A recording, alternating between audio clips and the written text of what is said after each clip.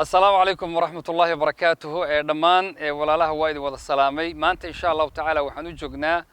أفر رنتي مال والبا أفر بالله بحياة أو بش رمضان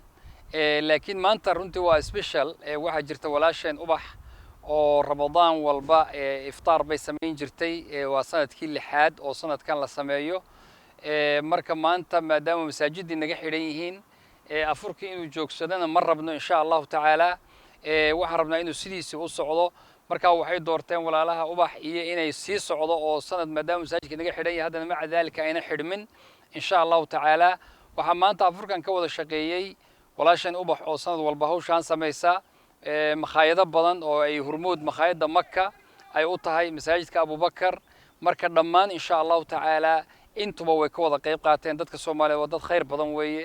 makhaayado badan baa runtii hawshan ka wada qayb qaatay oo rabnaa inaan khayrka ay ka wada qayb galaan waxaan rabnaa insha allahu tacaala inaan walaalahaana ugu ducayno ilaahay subxaanahu watacaala miisaan alxasanaad sanad walba iftaarku isu imaatinku waa shaciira waa muuqaal dadka muslimiinta iyo dadka oo dhan isu imaatinkooda lagu muujinayo waa wax ka tarjumaya soonkeenii iyo waxqabadkeenna iyo ixsaankeenna marka insha allahu tacaala waxaan rabaa inay idhaahdo walaalaha khayr allaha siiyo sanad walba ay hawshaa noo wadaan walaalaha ka soo qayb qaatana iyagana ilaahay miisaan xasanaad u geliyo kulligoodba insha allah aad baanad kulligood u wada mahadsantihiin السلام عليكم ورحمة الله وبركاته ما أنتم حان السجون نمت سددوا شيء دام بمسجد أبو بكر وأنا قبنا إنه إن أفريقيا يجي سند لها أها وإنه سند والبا كوميونتي جا أصو ديارنا تيم أيانو نهاي وسوح القامة أرنتن سند كان وسند كي لحد وأن سمعنا إنه أفريقيا ما دام مركا وكورونا فيروس شيرو سند كان هول كي أنكو قبنا شرني وعادي هانتنا أها وشنت السنة الصادة فأنكو قبنا شرني ما dhici karin annagoo ilaalinayna caafimaadka dadka oo ku talagalayna markaas jawiga sidoo yahay inaan annaguna ka maaragtay kala qayb qaadano dadkii caafimaadkan ilaalinayna ayaan waxaanu go'aansanay in aan si wada jir ah oo partnership ah aanu uga wada shaqeyno Masjid Abu Bakar iyo Maka Restaurant iyo program Saudi oo Maka Restaurant ay 30 maalmoodba halkan ka bixinayaan afur iyo ayagii dhalinyaro kale ay soo abaabuleen marka maadaama uu Saudi waxaanu niri annaguna aan masjidkii iyo dhalinyaradii awalba waday oo maka iyo groupkii kale aanu annaguna qayb la noqono oo sanadkan intaan isku lug darsano aanu sameeyna afurkayagii waxaanu diidaynaa inaan afurkii baajino oo niraahno corona haduu yimid oo la isku iimaan karin de ma aanu dhigi karno marka sidaas darteed waxaan ku faraxsanahay inaan si wada jir ah u wada qabanay afurkii oo loo sameeyay qaab hadaad aragtiinba drive through ah qof walba gaarigiisa isagoo ku jira ayaa afurkii loo dhiibaya afurku waxa uu ka kooban yahay labo container oo to go ah ay ku jira mid waxa weeyaan bariis chicken suqaar ansalaatadii midka kalena waxa ku jira sambuski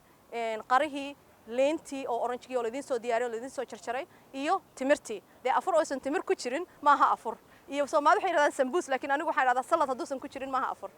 waxa kale oo ku jira biyihii sanadkan waxaanu ku darnay oo ka qayb ah afurkaas mask sidaad u jeedin anigu waan hadlayaa marka ma rabo inaan xirto oo hadalkayga lama qlimaayo laakiin hadalkayga marka dhameeyo line-ka galayo waan xiranayaa maska qof walba waxaanu ku boorinaynaa in uu maska ka qayb qaato maskina waxaan ugu darnay bacda afurka ku jiro soo afurkii iyo maski isla socda ayaanu community-gi aanu niraahnay waan idin ku deeqaynaa maanta u soo diyaar garooba waxaan nagala qayb qaadanay sida u jeedaan dhinacayga Imaam Axmed Nuur oo aan marnaba ka maqnaan 5 sano na garab taagnaa waxa kale oo dhinaca taagan kale Xasan Ashari oo ah Maka Restaurant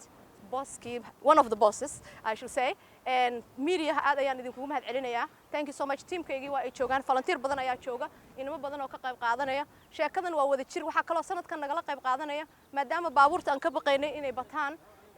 mayorkii Takwila mayor Ellen Akbard oo markaan Richard Gray aniga la hadlayaan waxaan u baahanahay in ay si tiguna caawiso noo soo diray police oo arintan nala hubiya xaaladda inay si fiican wax u kala socdaan marka booliiskii Takwila wuu nala joogaa mayorkii wuu nala joogaa imaamkeeni masjidka wuu nala joogaa dad badan oo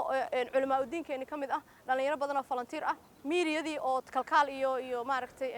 Mustafa oo nala jooga aad ayaan idinku wada mahad celinayaa waa mahadsantihiin Hello, I'm Alan Ekberg, the mayor of the city of Takwila, and it's so nice to be here today to see the food that's being given away here at the Abu Bakr Mosque. So much is being done to support the citizens and the residents of the local area in order to provide nutrition and food, especially this evening when it gets darker and they can finally eat. So it's so nice to be here and be a part of this and see what's going on today. Thank you.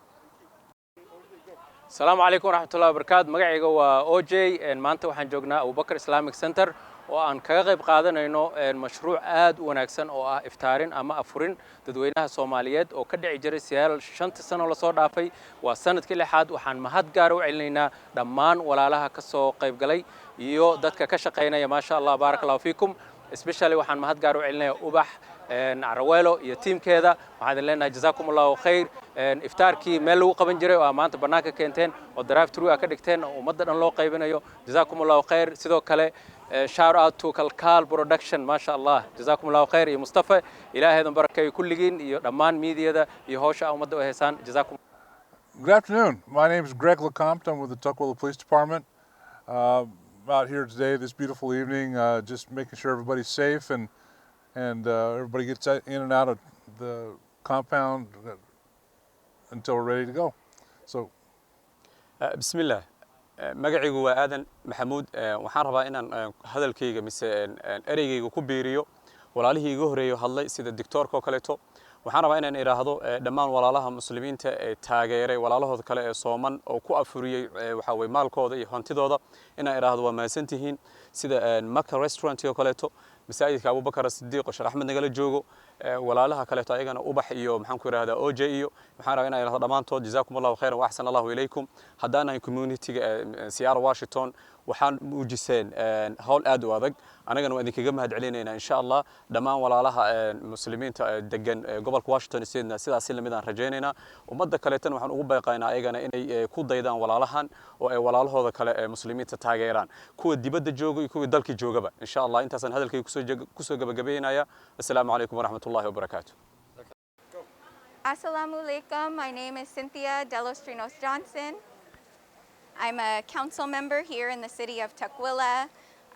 I'm really happy to be here at the Abu Bakr Islamic Center, here to serve the community, our Muslim brothers and sisters in celebration of Ramadan. We hope that all of you come here, come grab your food. We're here to serve you. The city of Tukwila cares about all of you, all of its residents. So if there's anything you need, please reach out to me or the city of Tukwila. Ramadan Kareem to you and your family, sending blessings to you